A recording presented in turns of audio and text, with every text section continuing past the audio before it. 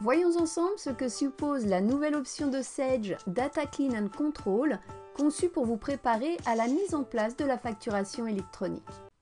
Data Clean and Control est une option payante sur la version 10 de Sage 100 Comptabilité et Gestion commerciale, disponible depuis le 15 septembre 2023. N'hésitez pas à vous rapprocher de votre revendeur pour connaître les modalités d'acquisition. Une fois que vous aurez saisi la clé d'authenticité intégrant cette option, vous disposerez d'un outil pour vous préparer à la mise en conformité de vos données avec la nouvelle réglementation sur la facture électronique. La réglementation évoluant constamment, l'option de Sage sera mise à jour en fonction des normes en vigueur et des retours de la Direction générale des impôts. En premier lieu, il s'agit dans cette version de mesurer la charge de travail nécessaire pour vous préparer à la mise en conformité avec la réforme de la facture électronique en matière de qualité des données. Dans le cadre du projet de loi de finances pour 2024, le gouvernement a proposé un nouveau calendrier de déploiement de la facturation électronique. 1er septembre 2026, toutes les entreprises auront l'obligation de réceptionner les factures au format électronique, quelle que soit leur taille. Les grandes entreprises, ainsi que les ETI, devront également être capables d'émettre des factures électroniques.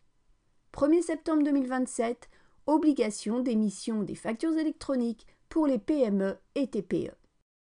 Data Clean and Control vous aide à analyser, nettoyer et améliorer la qualité de vos données issues de votre gestion commerciale et de votre comptabilité. Cette option vous offre une gamme complète de fonctionnalités pour analyser vos données clients, fournisseurs et vos paramètres, pour identifier et corriger les erreurs potentielles et pour sécuriser vos données. Les contrôles doivent être effectués à chaque importation de données, création des fiches tiers, écriture, facture, bon de commande pour assurer le transfert des flux et le cycle de vie. À partir de la version 10 de Sage 100 Gestion commerciale et comptabilité, vous avez accès à l'assistant de mise en conformité à partir de la liste de vos tiers clients et fournisseurs. Avant de lancer l'assistant de mise en conformité, il est nécessaire de vérifier les fiches de tiers et de compléter le code pays ainsi que le type d'assujettissement à la TVA si ces informations sont manquantes. En effet, la facturation électronique n'est applicable qu'aux tiers assujettis à la TVA. Il est donc important de vérifier l'alimentation de cette zone avant de poursuivre, au risque d'entraîner des erreurs non justifiées. Vous devez donc au préalable identifier les tiers non assujettis à la TVA. Pour ce faire, accédez à la fiche du tiers par le menu Structure client ou fournisseur si vous êtes en gestion commerciale et par le menu Structure plan tiers si vous êtes en comptabilité. Cliquez sur l'onglet Paramètres et dans le bandeau de gauche, cliquez sur le volet Facture électronique.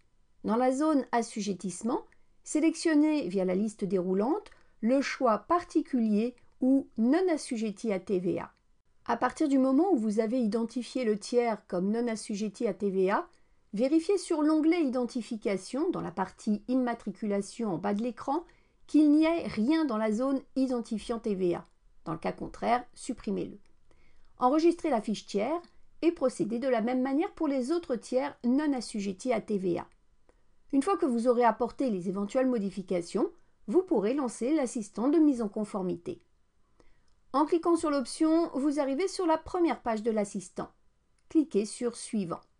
Cet outil a été conçu pour vous préparer à la mise en place de la facturation électronique en vous aidant à mettre à jour votre base tiers. En effet, de nouvelles mentions obligatoires pour les tiers et factures sont prévues dans cette nouvelle réglementation, telles que le numéro SIRET pour une entreprise assujettie à la TVA et établie en France, le code ISO des pays, le code EDI des modes de règlement, entre autres.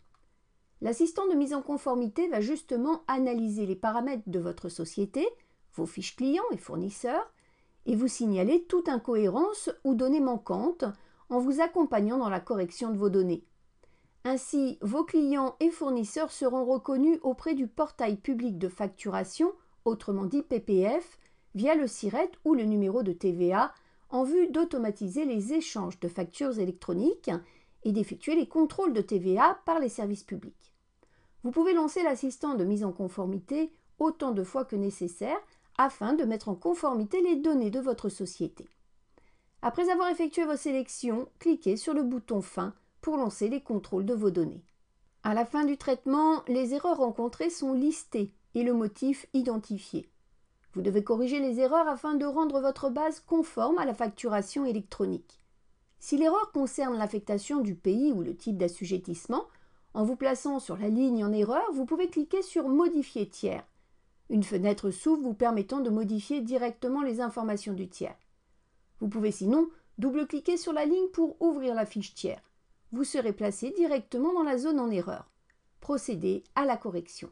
Nous avons recensé ci-contre différents motifs d'erreur que vous pouvez rencontrer et on vous indique comment les corriger. S'agissant ici d'une vidéo, n'hésitez pas à revenir en arrière pour vous arrêter sur l'erreur recherchée.